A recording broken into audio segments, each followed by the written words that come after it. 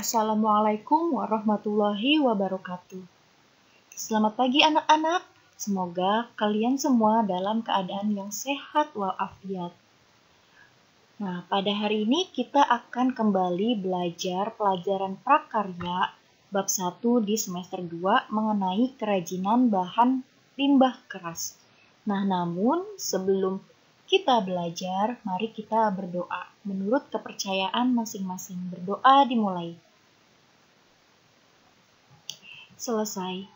Terima kasih kepada kalian yang sudah berdoa sebelum belajar. Semoga ilmu yang kita dapatkan dapat bermanfaat bagi diri kita dan juga bagi orang lain dan bagi masyarakat. Sebelum kita lanjut, marilah bersama-sama kita bermawas diri ya, karena sekarang pandemi yang ada di Indonesia, yang ada di dunia itu semakin banyak, semakin meluas, semakin banyak korban yang terkena, dan semakin banyak pula pasien-pasien yang terkena virus ini meninggal dunia. Nah, alangkah baiknya kita berusaha keras agar kita tidak terkena virus tersebut. Marilah kita menerapkan protokol kesehatan 3M, memakai masker, mencuci tangan, dan juga menjaga jarak, agar kita pun dan semua orang terhindar dari virus ini. Dan semoga kita dapat kembali masuk ke sekolah, bertemu dengan teman-teman, dengan guru-guru, dan kita dapat belajar bersama. Kita lanjutkan mengenai kerajinan bahan limbah keras. Nah, di semester 1 kita sudah belajar mengenai kerajinan bahan limbah lunak. Nah, di semester 2 ini kita belajar mengenai kerajinan bahan limbah keras. Nah, bahan limbah keras ini limbah yang berwujud keras, padat, tidak mudah berubah bentuk, tidak mudah diolah, dan tidak mudah terurai dalam tanah. Nah, berwujud keras berarti sulit untuk dihancurkan ya. Makanya di sini saling berkaitan nih prinsipnya. Ciri-cirinya saling berkaitan, berwujud keras karena dia padat. Dan karena dia berwujud keras, maka ia pun sulit untuk berubah bentuk. Dan karena keras, maka limbah ini sulit untuk diolah dan sulit pula terurai di dalam tanah, seperti itu. Nah, selanjutnya prinsip limbah keras. Di sini ada 3 prinsip ya. Prinsipnya yaitu reduce, reuse, dan recycle. Reduce ini prinsip untuk mengurangi limbah. Misalkan, kalau kita ingat-ingat nih, sebagai siswa, datang ke sekolah, pagi-pagi kita sudah membeli minuman gelas yang menggunakan bahan plastik di kantin. Lalu ketika istirahat siang, jam 10 kita jajan es pakai plastik. Siang kita istirahat lagi nih, jam 12 kita jajan lagi, jajan minuman botol. Nah, sudah berapa banyak plastik yang kita gunakan. Nah, prinsip reduce ini adalah untuk mengurangi daripada kalian membeli minuman di kantin menggunakan botol-botol sekali buang. Alangkah baiknya kita membawa tempat atau botol minum dari rumah yang bisa digunakan beberapa kali. Nah, selanjutnya reuse. Reuse ini adalah menggunakan kembali. Contohnya kita makan mie yang ada cupnya, makan mie di cup. Nah, daripada cupnya itu kan sekali pakai, udah kita nggak boleh pakai untuk memasak lagi. Nah, cup ini bisa kita gunakan untuk pot. Nah, cantik kan? Jadi kita gunakan sebagai pot tanaman di rumah. Nah, lanjut ke recycle. Apa ini recycle? Jadi recycle ini adalah mendaur ulang. Limbah-limbah ini kalau sudah didaur ulang, sudah di-recycle, ia akan menjadi barang baru yang memiliki nilai jual yang lumayan loh. Maka dari itu, marilah kita tingkatkan kreativitas kita agar kita dapat menghasilkan barang-barang bermutu atau bernilai tinggi dengan recycle. Ya, jadi kita olah lagi nih menjadi barang baru, barang yang indah, terus kita jual. Nah, itu kan memiliki nilai jual, terus juga memiliki nilai estetik. Mohon maaf apabila video ini agak berisik. Ya, mohon maaf karena di rumah mungkin ada suara-suara burung ataupun suara gemericik air karena di rumah ada kolam ikan dan juga ada burung. Ya, kita lanjut ya. Nah, pengolahan sederhana bahan limbah keras. Yang pertama, pemilahan bahan limbah.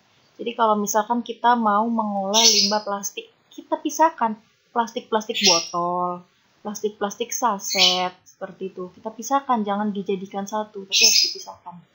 Yang kedua, pembersihan limbah. Sudah dipilah nih, misalkan kita dapat botol-botol minuman. Nah, kita bersihkan dulu. Kita bersihkan dengan air hingga bersih, lalu dikeringkan. Jadi tidak langsung diolah, namun kita keringkan terlebih dahulu. Setelah itu baru kalau udah kering nih, diberi warna.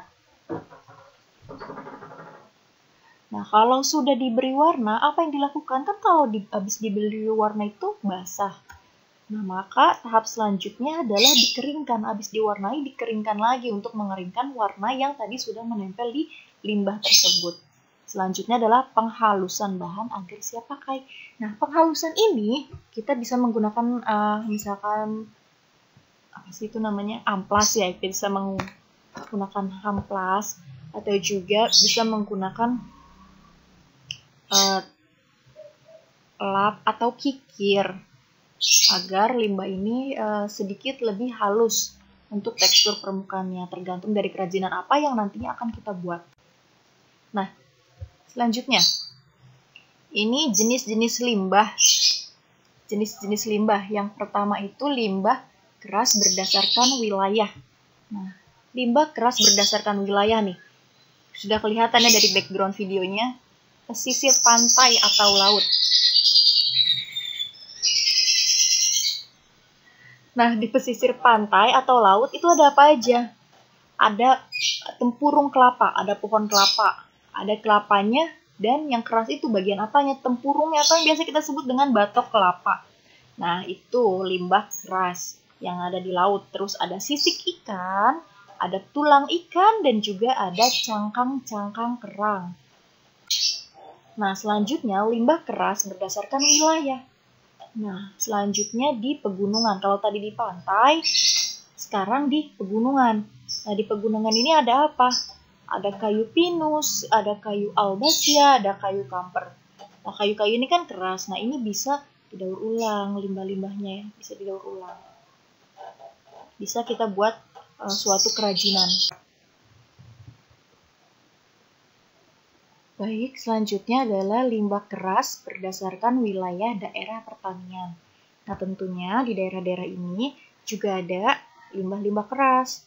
Nah, limbah-limbah keras ini didapat di daerah ini atau di daerah pertanian, yaitu tulang-tulang hewan ternak. Seperti yang tertera di gambar, itu ada hewan ternak seperti tulang sapi, tulang kerbau, kambing, dan juga ayam. Seperti itu.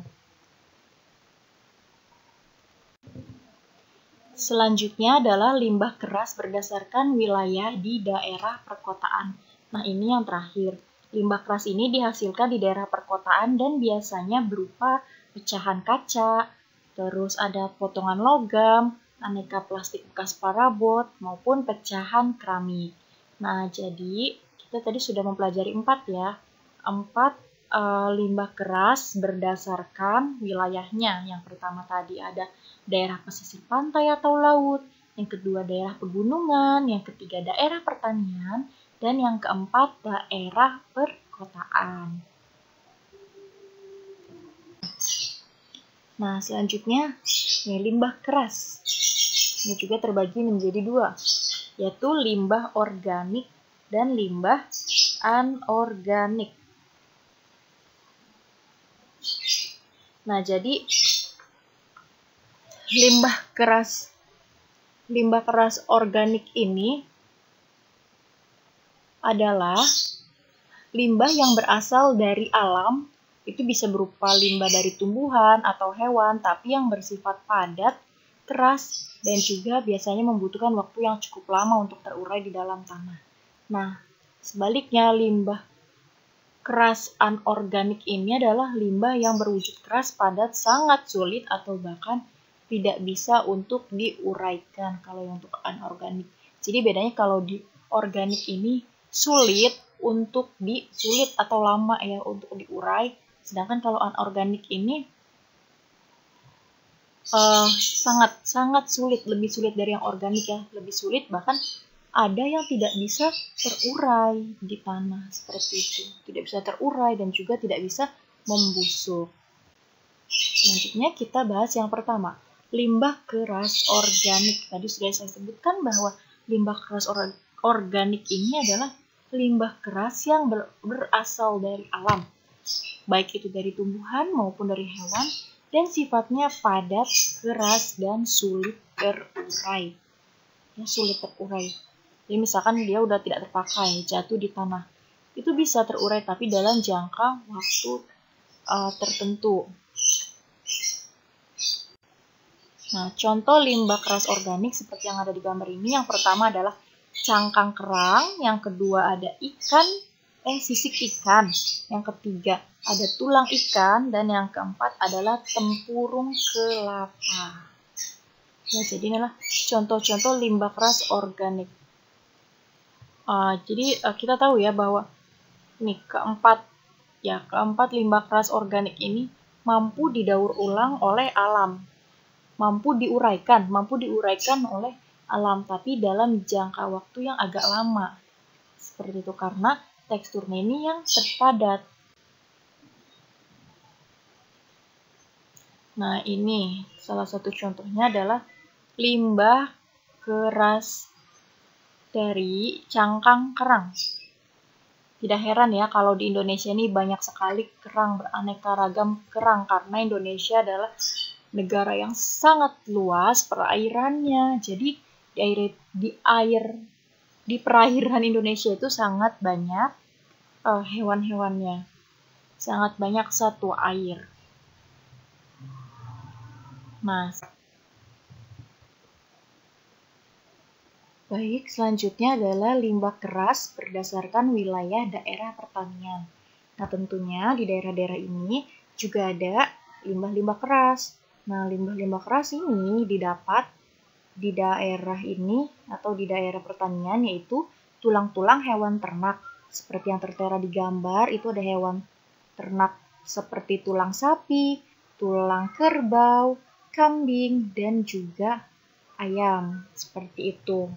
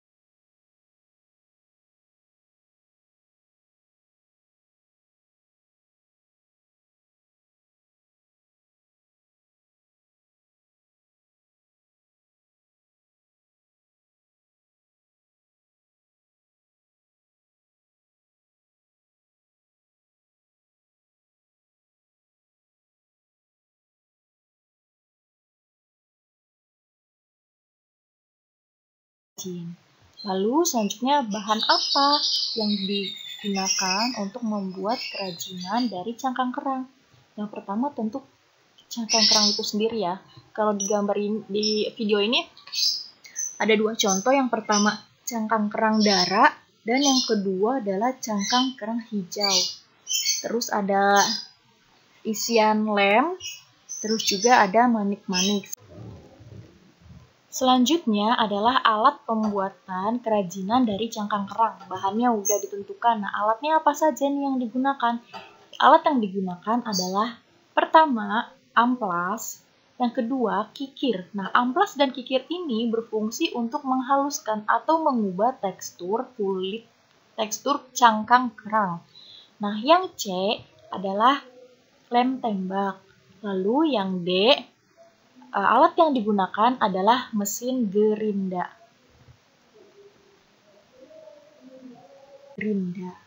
Nah, proses pembuatan kerajinan dari cangkang kerang seperti yang terlihat di video ya, ini ada 5 langkah-langkah.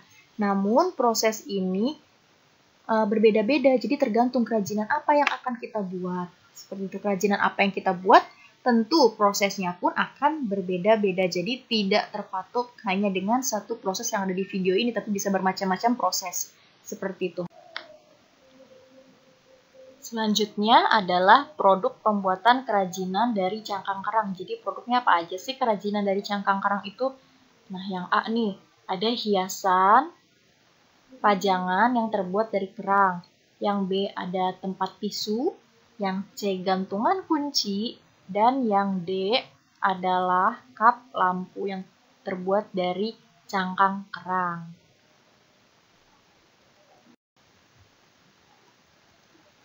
Baik, selanjutnya yang kedua adalah kerajinan limbah yang berasal dari sisik ikan. Tadi kerang, sekarang sisik ikan, tentunya masih sama-sama di daerah pesisir pantai ya.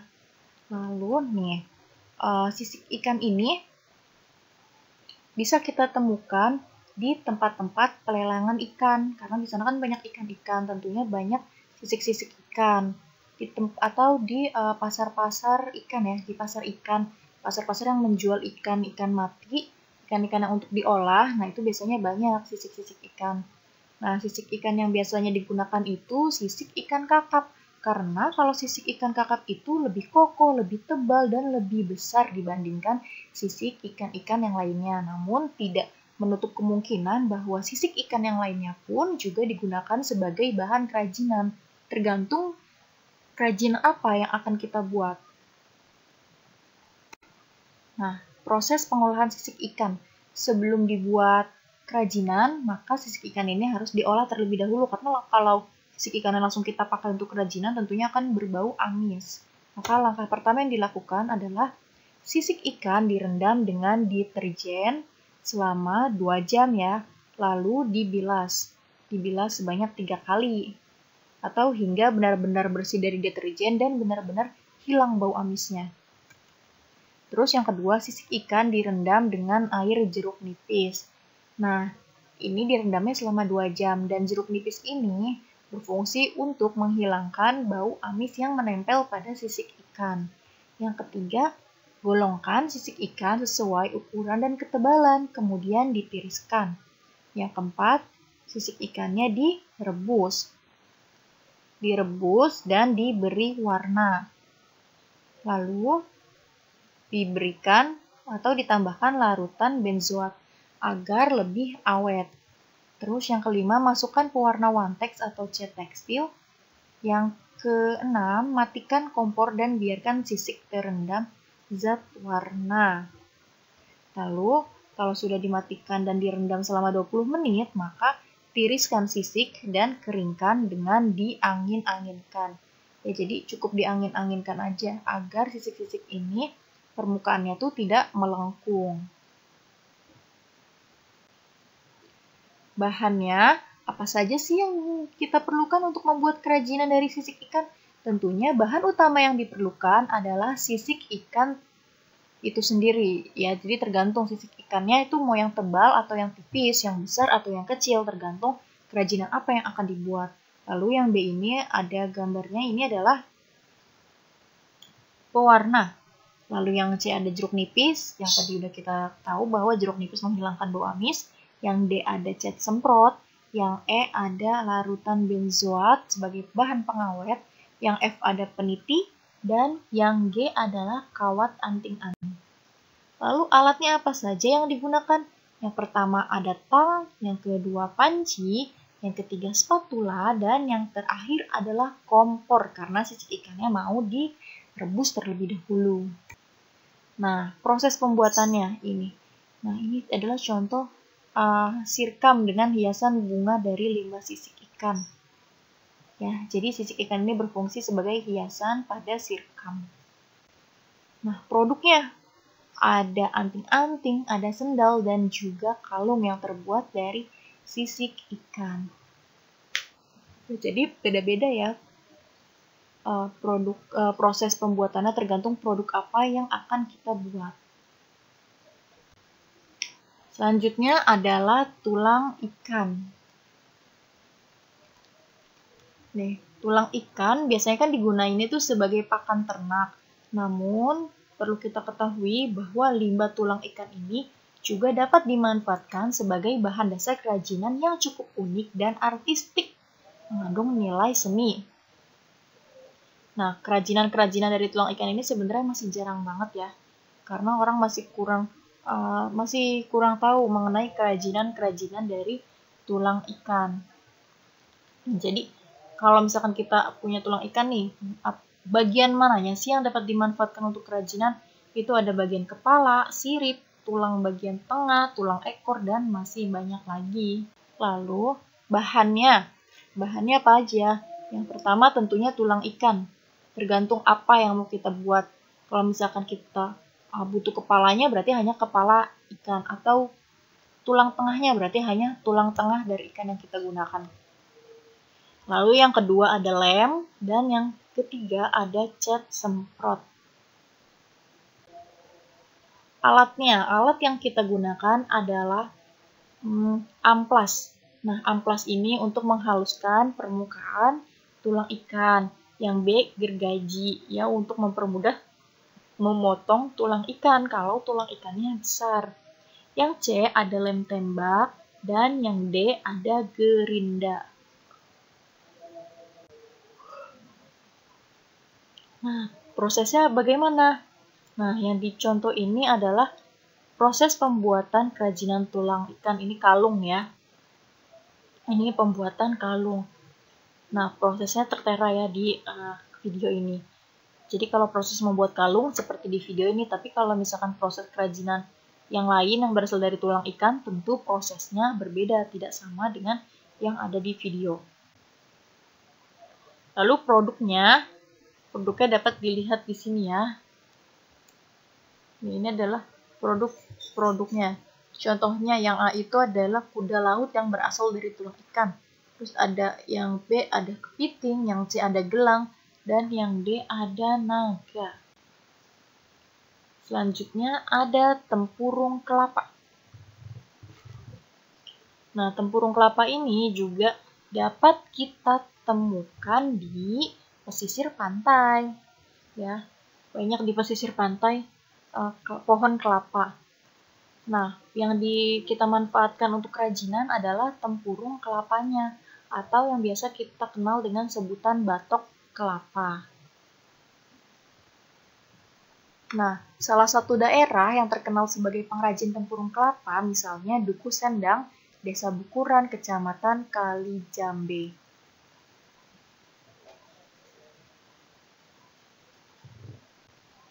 Kita lanjut ke bahan pembuatan kerajinan dari tempurung kelapa.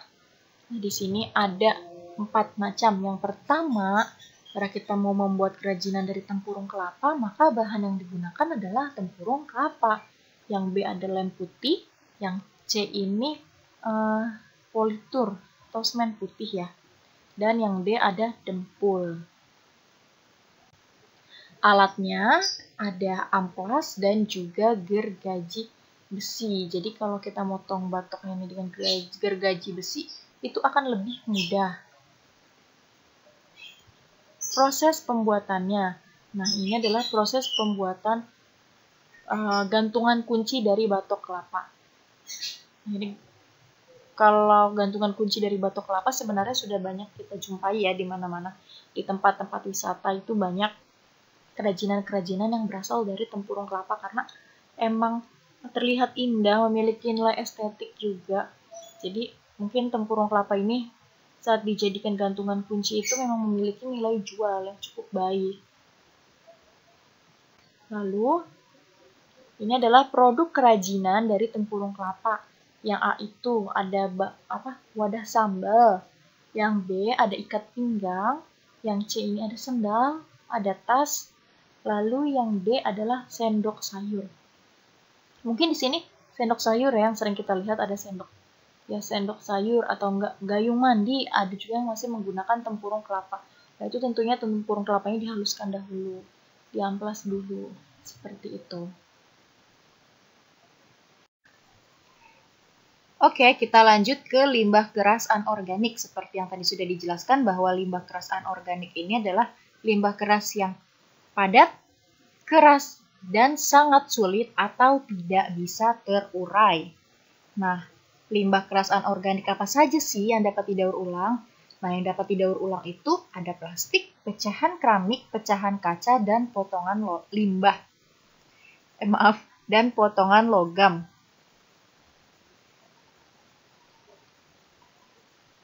Nah, jadi kalau misalkan limbah keras anorganik ini sudah didaur ulang kembali, sudah menjadi benda yang baru, nah, barulah limbah ini akan memiliki nilai jual yang cukup baik. Nah, contoh limbah keras anorganik seperti tertera di gambar, tertera di video ini, dan inilah yang akan kita bahas. Yang pertama adalah limbah botol plastik, yang kedua ada pecahan kaca, dan yang ketiga adalah pecahan keramik.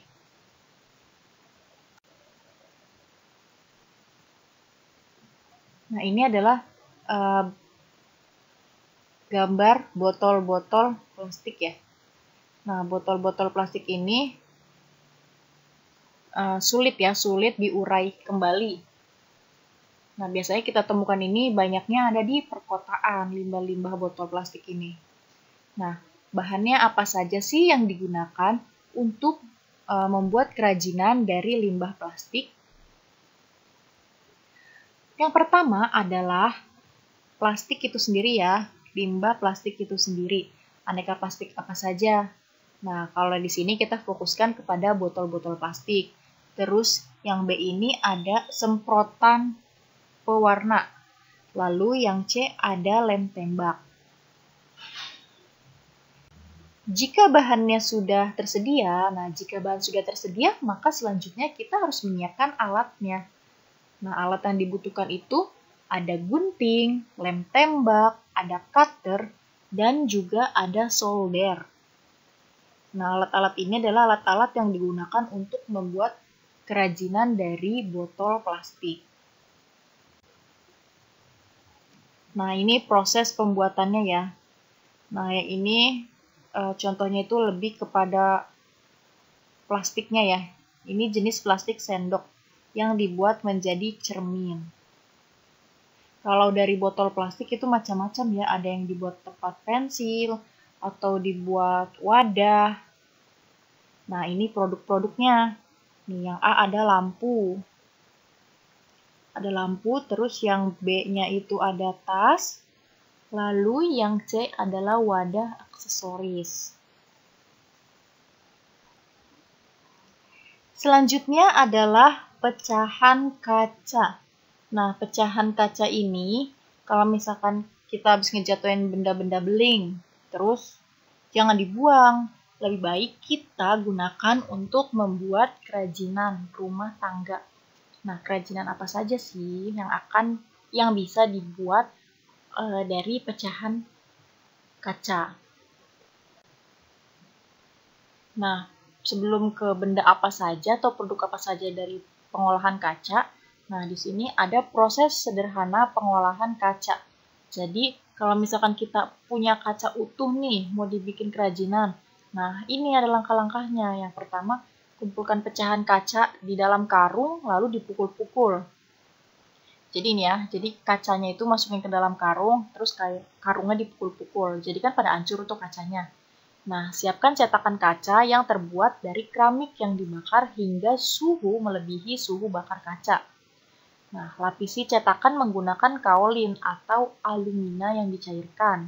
Selanjutnya, bakar kaca yang telah dimasukkan dalam cetakan ke dalam tungku keramik. Lalu yang terakhir adalah siapkan tataan untuk aksesoris seperti cincin atau kalung. Masukkan kaca yang sudah dicetak dalam tataan, cincin, atau kalung. Itu proses pengolahan kaca. Nah, sekarang bahannya apa saja? Bahan yang pertama adalah botol kaca, lalu yang B adalah pecahan-pecahan kaca. Nah, alatnya apa saja nih? Alat yang digunakan untuk membuat kerajinan dari pecahan kaca. Yang pertama ada tungku pembakaran, seperti yang tadi kita tahu bahwa nanti si kaca ini akan kita bakar. Yang B ada palu untuk memecahkan kacanya, yang C ada karung goni atau karung biasa juga bisa, dan yang D ada mangkuk. Nah, lalu nih, ini adalah produk-produk pembuatan kerajinan dari pecahan kaca. Ya, tuh yang A itu di vas bunga, terus kalau yang B ini di aksesoris wanita. Jadi indah ya, jadi pecahan kaca itu jangan kita buang begitu saja, tapi kita manfaatkan untuk suatu benda agar terlihat lebih indah. Nah, lanjut ke contoh yang terakhir, yaitu pecahan keramik.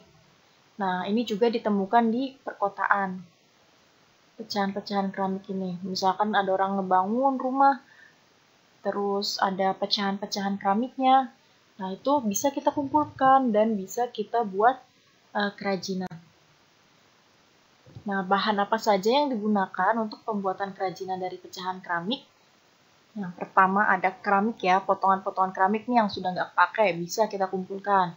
Yang B ada lem, dan yang C ada semen putih.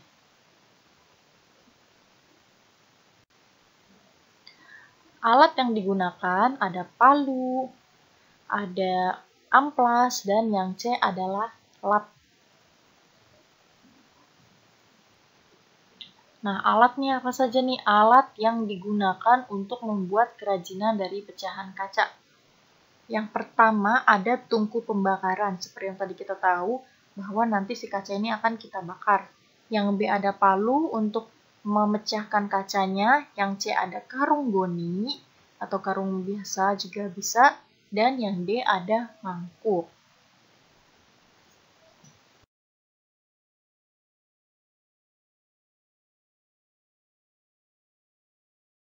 Nah, ini produknya.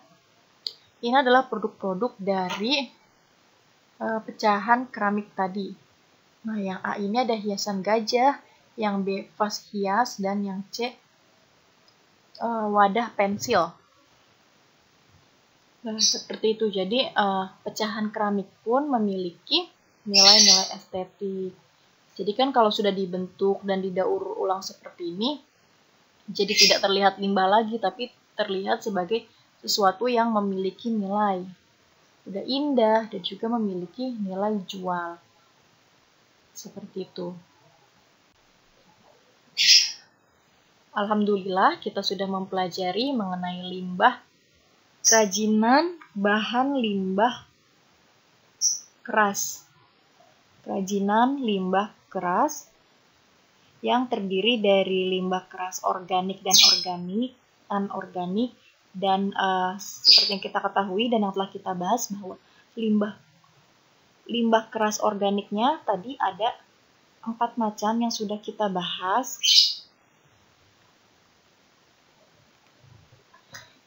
Ada 4 kerajinan bahan limbah keras organik yang tadi kita bahas, dimulai dari cangkang kerang, sisik ikan, tulang ikan, dan juga tempurung kelapa. Lalu di bahan limbah keras anorganiknya ada botol plastik, pecahan keramik, dan ada kerajinan kaca. Dari pecahan kaca. Nah, seperti itu pelajaran kita hari ini. Semoga bermanfaat dan semoga kita semakin kreatif ya mengolah limbah. Jadi limbah itu bisa kita recycle, kita bisa buat sesuatu yang memiliki nilai jual. Jadi kan kalau dari recycle jadi benda yang baru, jadi benda yang bagus, kita bisa menjualnya gitu.